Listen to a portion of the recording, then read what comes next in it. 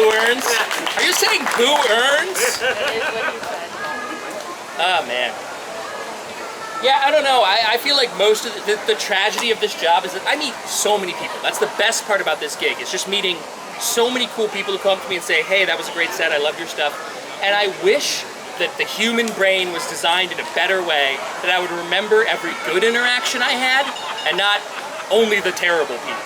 But the truth is, if you ever want to be remembered by me, do something absurdly awful. Like, unlike this child who has tipped me wearing an adorable Minecraft shirt. Any fans of Minecraft in the house? Me, I'm a fan. Oh, wait a minute. How many of you are nerds? Raise your hand if you think you're a nerd. Fantastic. Yeah. I mean, the thing is, you would be surprised at how many people were like trying to go to the Brat Stop and wound up here at the Renaissance Festival. I feel like there's a group of people who come here who are not nerds, thinking it's a place to come laugh at the nerds, and then they get here and realize how incredibly overwhelmed they are. My friend Louis, who's one of the coolest guys in the world, he did this. He came here. He was not going to laugh at it. I knew he was going to have a good time, but he showed up. Oh my gosh, you're a superhero. Let me not hide the tip jar from you. Thank you.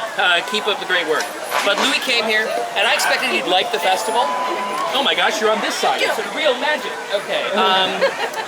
He came to the show, and the moment he strode through the doors, I watched him change into a different person. He like stepped through the gates and was like, whoa.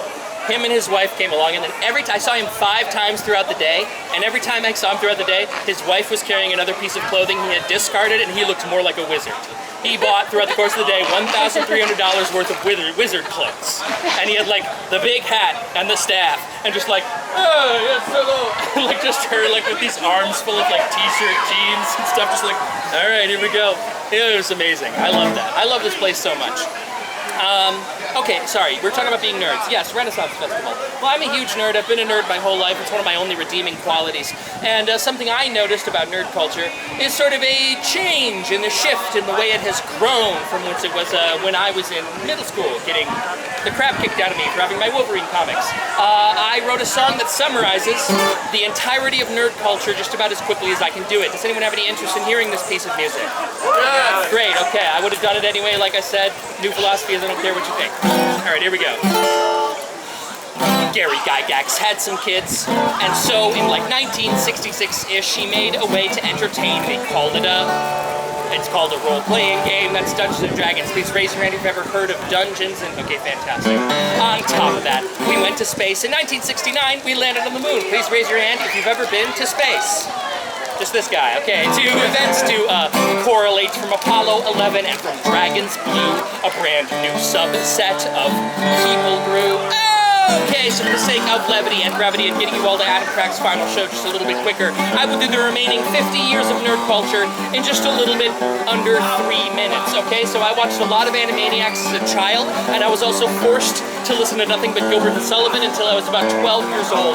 So that's where this patter song nonsense comes from. Here we go. The moon landing was televised, so movies had to capitalize. Close Encounters, Superman, Moonraker, and Alien. Suddenly it's kind of neat to study space and be a geek as kids are swapping G.I. Joes for Obi-Wans and 3POs. So the 70s were sci-fi, did fantasy just fail? Have you ever heard of Monty Python and the Holy Grail?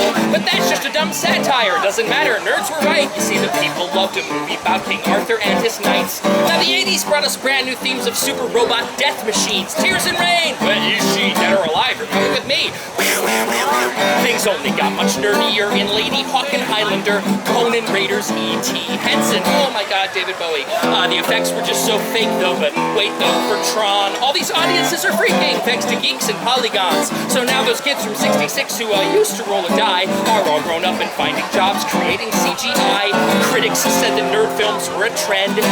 They're sort of avant-garde and strange.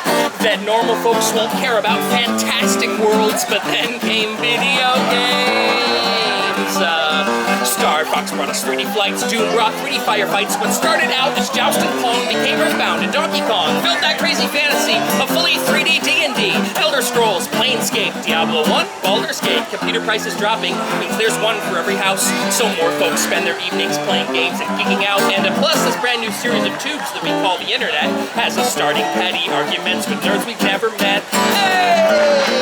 Okay, now the 2000s have come along and these studios make money off that ever-blurring line between reality and fantasy, some crazy things start happening as the Oscar goes to Return of the King. Kids who read those books in school are thinking, wait, we're kind of cool. A brand new trend emerges as Sin City hit its mark. All these superhero movies that get really freaking dark.